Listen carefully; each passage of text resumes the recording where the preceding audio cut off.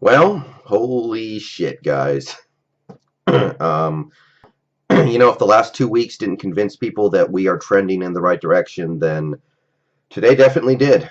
Um, 38-7, and if you watch the game, it was probably worse than that. Minnesota's one touchdown came on a kickoff return. Seattle put in most of their backups by the end of the fourth quarter, and there's nothing else you can take away from this other than a complete ass beating. And that was a good team, a decent team we played out there. I'm not going to say they're more than, a pretty decent team because of some of the stuff that they were dealing with out there, but that's a decent team in their house. And we just rolled in there 10 a.m., got off to a good start, started piling up points, and the game was practically over by halftime, and we just kept on going after that. And I those first 10 weeks of the season, man, I saw a team in the Seattle Seahawks that were above average, maybe good, but no more than that. I thought they were somewhere between those two. I never would have guessed they could have played as good as they did today, even for 1 week. And now we've been playing good for the past 3 weeks, really. I'll give them credit for the Steelers game and the 49ers game.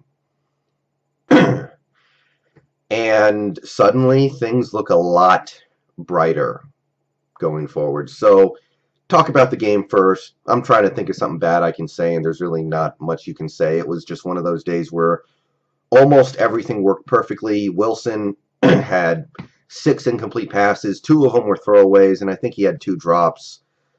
And other than that, he was just dealing, man. There's no other way you can put it. He was on fire. The touchdown right before the first half, one play, 30-yard drive, just get off the field. Beautiful. The 53-yard touchdown pass to Baldwin, phenomenal. Using his legs, the way he used his legs today was so judicial and smart. Obviously had the 53-yard touchdown run called back, but he gets it right back on the next play. All the people he made miss, like the 3rd-and-1 conversion down in the red zone earlier in the game, those are plays that turn a game. And he was the architect of an offense that put up 38 points, went 9 for 11 on 3rd down, or 9 for 12, or something insanely good, and that was pretty much perfect in the red zone. At the end of the game, they kicked the field goal in the red zone, but they weren't even really trying to score a touchdown, so, I'm not going to talk about that too much. His play today was practically perfect, both ways. Thomas Rawls bounces back from the fumble. I can't even really talk about the fumble because he played so well the rest of the game. He gets to 100 yards. He had a couple of catches in the pass game too, I think. Just a great game for him. And it continues to look like we're going to have 2 legit running backs when the playoffs come around, which is something we have not had in some time. So, what really surprised me about today offensively, because one thing you got to remember is the Vikings, they don't have Linval Joseph, and then on the first drive of the game, they lose Harrison Smith and they lose Anthony Barr. Without those 3 guys, their defense becomes very ordinary. It's still decent. It's probably better than the Pittsburgh defense and the San Francisco defense, but it becomes very ordinary. But even with that, we put up 38 points on offense in this game with Jermaine Kearse doing nothing. He had 1 target and he dropped it. And Luke Wilson, 2 catches. Luke Wilson played fine. Luke Wilson made a couple nice plays for us, but the passing game flowed through the 2 guys who are going to be the primary focus in the passing game for the rest of the way in Doug Baldwin and Tyler Lockett. But I didn't know if they were going to be able to hold up their end of the bargain. I thought for sure that in order for this offense to click, it was going to have to be everybody. And you can't even really say that today because it was mostly Baldwin and Lockett. Baldwin had the 2 touchdown catches. Lockett had several nice passes. He seems like the one guy on this team who's really good on those wide receiver bubble screens that I hate. But he's the one guy on this team who seems like he knows what he's doing with those. So those 2 guys obviously started in the passing game and caught most of the passes. And for us to play so well in a game where a guy like a Jermaine Kearse gives us nothing, and Kevin Smith, he didn't have a catch. He didn't do anything. And um, B.J. Daniels had one catch in garbage time. So for us to be so solid without needing everybody to play perfectly was really encouraging for me because, like I said, at our wide receiver position right now, the margin is very thin. And I know Baldwin and Lockett are, they're not replaceable. But it was encouraging to me to see us be so effective with guys like Kearse and Kevin Smith not doing much because those guys, you can't necessarily depend on them to be effective. So yeah, credit to Baldwin and Lockett for what they did on their own pretty much in the passing game. Offensive line, I thought they were terrible on that first drive or two, and then they calmed down, and they were very solid for the rest of the game. And the improvement is real. And suddenly, the offensive line seems like they're playing at a level where they are playing well enough for us to beat anybody. I wouldn't have said that earlier in the season. You had a couple penalties. Gilliam had two. I think Sweezy had one. But they're blocking well enough both in the pass and in the run. It's still not perfect. Wilson is still having to make people miss in the backfield. Wilson's still having to buy time with his feet. But they only gave up the one sack today. And, the sack got immediately erased by... well, we'll talk about the penalties a little bit later. And, the offense, an offense doesn't put up 38 points if the offensive line doesn't give you something. So, big improvement there. Defense. Holy. I was worried about the defensive line depth going into this game. I thought Adrian Peterson was going to put up at least 100 yards. Part of it was the fact that our offense was so good today. They were able to get on top of Minnesota quickly, and they couldn't even try to get Adrian Peterson going, but defensive line had no problem. This was the best tackling game I've seen us play, I would say, all year. We may have missed one or two tackles the whole game, and I say that on defense and I say that on special teams. It was absolutely wonderful. Peterson gave them nothing. If we hit a guy, he went down both in the passing game and in the running game. It was just almost a perfect game by the defense. They got pressure on Bridgewater constantly. Shout out to the guys on the defensive line because we were shorthanded today and guys stepped up. Michael Bennett had a big game.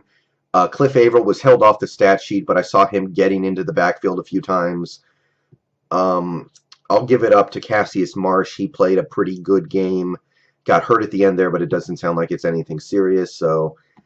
Cassius Marsh is a career backup kind of guy, so for him to step up in the absence of a few players is huge. A.J. Francis, I saw him doing some stuff. We just got a whole bunch of stuff from a whole bunch of guys when we really needed it, but obviously the big story is Frank Clark having a career game. He knocked down 2 passes, got to the quarterback twice, had a couple other good tackles in the backfield, made a couple of other good plays. He was everywhere today, and if you look at the defensive line splits for how much various players played, it was a thing of beauty. I think Clark played about 23, 25 snaps. Bennett and Averill both played about 40. Part of that is because Minnesota didn't run very many plays because they couldn't stay on the field. But Clark got a little more involved today. I love it. Irvin got a sack, strip sack. I got to give a big shout out to Bruce Irvin because I didn't even expect to have him these last 2 weeks. And these last 2 weeks he's played and he's played hard. And, that's the story of the game. Everything pretty much worked perfectly. I can't even get mad at the kickoff return on special teams because even with that kickoff return we gave up, our special teams hit all our extra points, hit the field goal. We had a good kickoff return to start the game. We had a good punt return to set up one of our touchdowns, and we blocked a punt. It ended up not mattering, but we blocked the punt. We almost blocked another punt, and we tackled so well and performed so well on every other kickoff and punt for pretty much the entire rest of the game. It was so good. You can't even really talk about the kickoff return for a touchdown that much.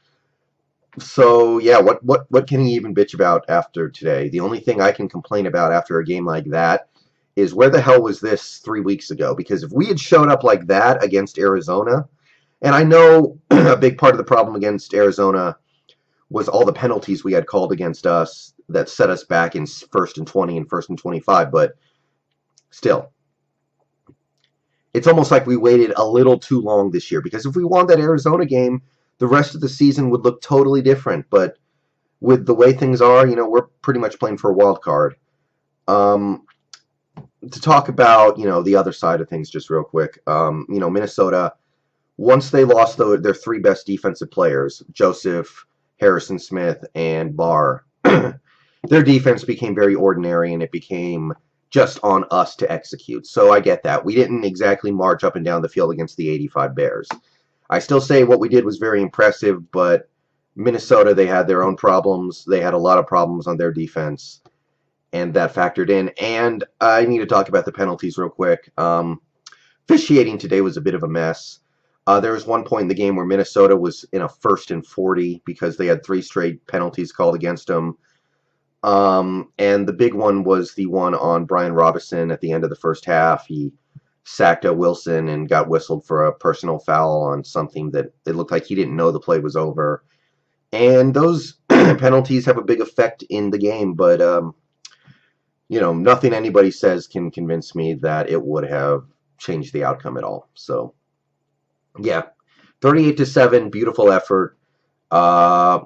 Not much bad you can say. So to look over the situation that this team finds themselves in right now, because it's looking pretty good.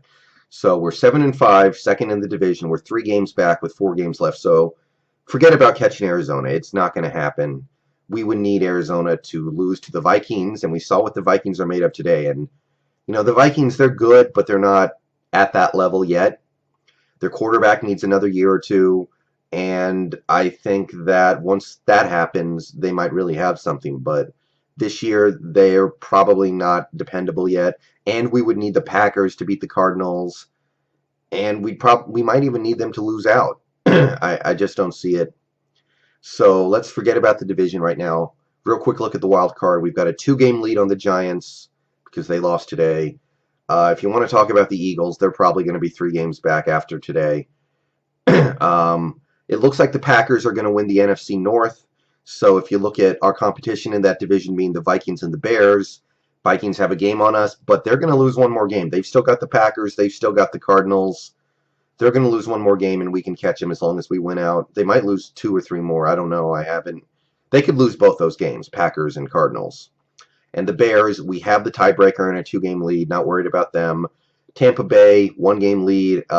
Falcons, 1-game lead. So whatever happens for the rest of the day, things are looking good. We are entrenched in the 6th seed. We have the ability to move up. And with the way this team is playing right now, it might not even matter that much what everybody else does. If we keep winning, we'll be in. And, yeah, just a beautiful game today, other than some of the penalties. For all the stuff about the penalties and me saying that it was unfair for Minnesota to have to deal with all that, both teams had eight penalties called against them. So you can't even really say there was some huge penalty imbalance in this game that threw everything off. So I'm going to downplay that part of it a little bit. And today's a good day. Whatever happens in these late games, today's a good day. All right, I'll catch you guys later. We got another important game next week, but we're hitting a nice stretch in our schedule, and I also got a bowl game to talk about. So see you guys soon. Go Hawks.